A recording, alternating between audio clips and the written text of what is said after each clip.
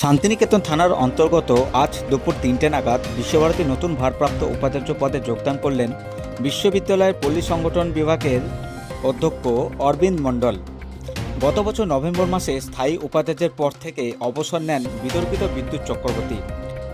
তার মেয়াদ শেষ হওয়ার পর কর্মসমিতির প্রবীণতম সদস্য হিসাবে ভারপ্রাপ্ত উপাচার্য পদে যোগদান করেন কলাভবনের অধ্যক্ষ সঞ্জয় কুমার মল্লিক। গত 25শে মে কর্মসমিতির সদস্য পদ শেষ হয়ে যাওয়ায় নতুন উপাচার্য কে হবে সেই নিয়ে জল্পনা শুরু হয়।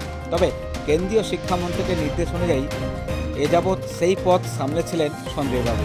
এরপর এদিন বিশ্ববিদ্যালয়ের অ্যাক্ট অ্যান্ড স্ট্যাটিউট অনুযায়ী বর্তমানে কর্মসমিতির প্রবীণতম সদস্য অরবিন্দ বাবু সেই দায়িত্ব পেলেন।